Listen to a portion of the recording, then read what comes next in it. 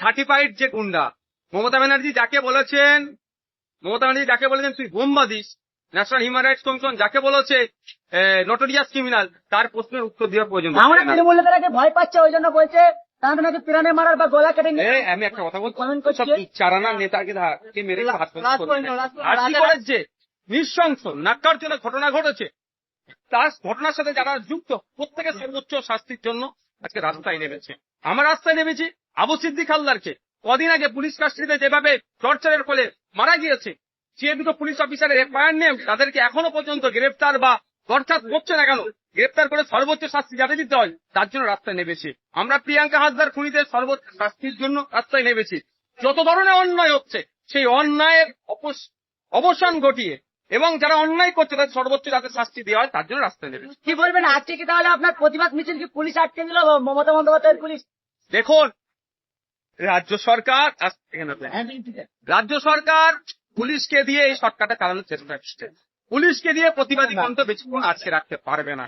আমি আবারও রিকোয়েস্ট করছি, আজকে আমাদের ব্যারিকেড ভাঙা বা হাইলাইট করার কোনো কর্মসূচি ছিল না।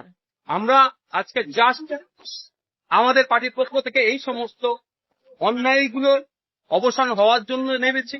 আরো কয়েকটা দিন অপেক্ষা করবো। যদি এরকম চলতে থাকে, যেভাবে একটার পর একটা এভিডেন্স ট্যাম্পারিং করেছে, এটা জবাবদিহি পুলিশমন্ত্রীকে নিয়ে পুলিশমন্ত্রী করছি এবং তিনি ব্যর্থতা দায় স্বীকার করে পদত্যাগ না করলে আগামী দিন আমরা বৃহত্তর আন্দোলনে নামবো।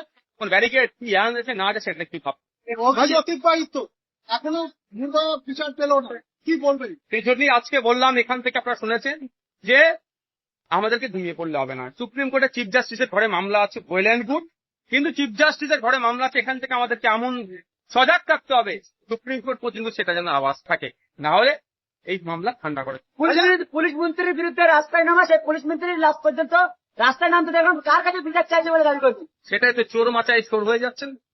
সৌগত মোল্লা কড়া মন্তব্য করলেন ভাঙনের বিধায়ক নাকি ওসবের সার্টিফাইড যে গুন্ডা মমতা ব্যানার্জি যাকে বলেছেন তুই বোমবাদিস, ন্যাশনাল হিউম্যান রাইটস কমিশন যাকে বলেছে নটোরিয়াস ক্রিমিনাল, তার প্রশ্নের উত্তর দেওয়ার প্রয়োজন। আমরা তৃণমূল নেতাকে ভয় পাচ্ছে, ওই জন্য বলছে তাদের নাকি পিরানে মারার বা গলা কেটে নিয়ে। আমি একটা কথা বলছি, সব চারানা নেতাকে মেরে তৃণমূল নেতা বারবার অভিযোগ করার পরে তাকে গ্রেফতার করে নেয়, আজকে কোর্টে যাওয়ার পরে তাকে গ্রেফতার করা হলো। দেখুন, এটা নতুন কিছু না। এই ধরনের ওরা ভেতর সব কাউকে পার্সেন্টেজ দিয়ে কাজ করার ছিল, এখন ঠিকঠাক পার্সেন্টেজ দিচ্ছেন, এখন ধরিয়ে দিচ্ছে, এটাই হতে পারে।